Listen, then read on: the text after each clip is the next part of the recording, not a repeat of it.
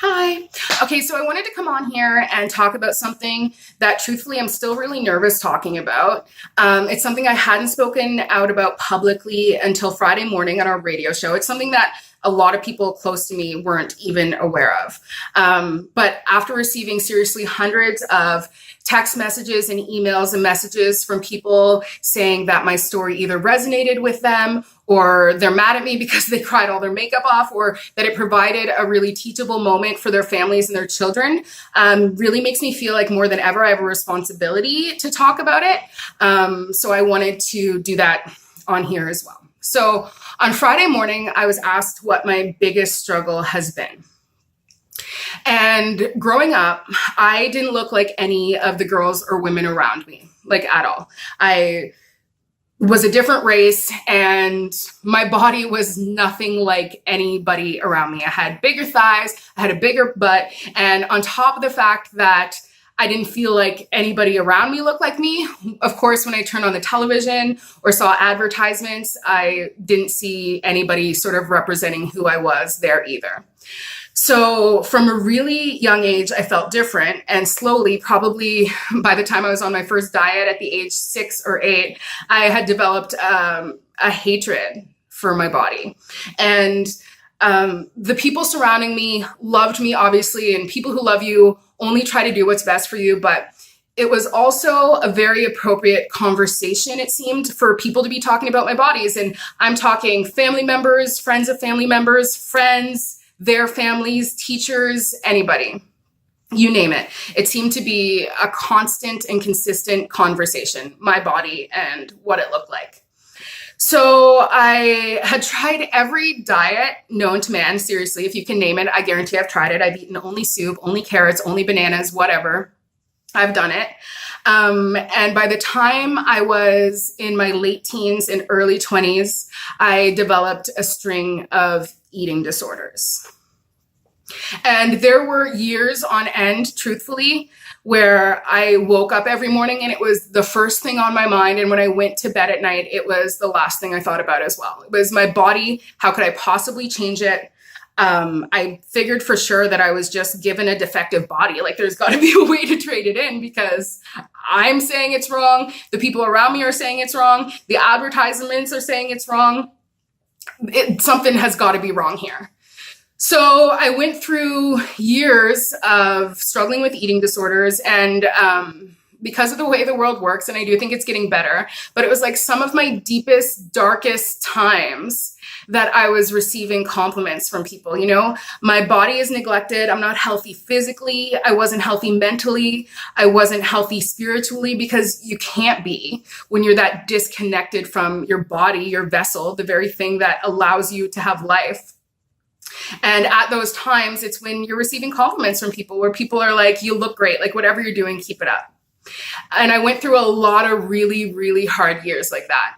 And I know that this isn't how the struggle ends for everybody who has dealt with these issues or are dealing with these issues. But there was a time in my mid-20s where I basically had an epiphany and I was like, this is not working for me.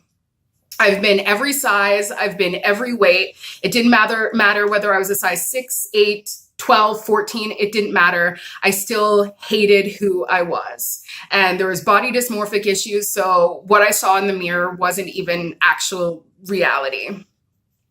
So I kind of decided at one point that there had to be more, you know, like that I am here to do more than to struggle with losing 10, 20, 30, 40 pounds.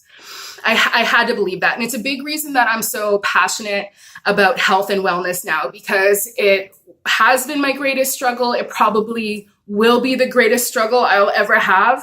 And that is learning to respect and appreciate and love and care for my body at a size 12 or 14. Which I am right now.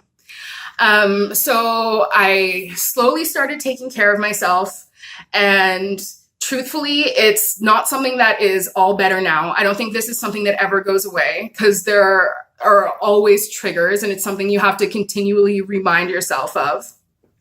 I mean, in the 2 years that we've been doing our radio show, I've probably received 2 text messages from miserable people commenting on my weight or on my body, but you can bet that I remember word for word exactly what they said. So this is something that I've always kept to myself. And I kind of figured that one day, and still in the back of my mind, it's like one day when I'm a certain size, one day when I look a certain way, it'll be something that I will talk about. But because of everything that's happening in the world right now, celebrities speaking out about their struggles with body image and mental health, I'm telling these stories and I'm talking about these stories, but I feel like I haven't really been completely honest in keeping my own story and my own struggle to myself. And it's also because of something that has been happening in my personal life. And it's kind of a crazy story when you consider the struggle that I've been through. But this summer, we had a photo shoot for our station, and the stylist came up to me after the photo shoot and said, "Have you ever thought about being a model?" And I literally, after I looked behind me just to see if there was a skinny girl there that he was talking to, because I was like, there's no way he's talking to me.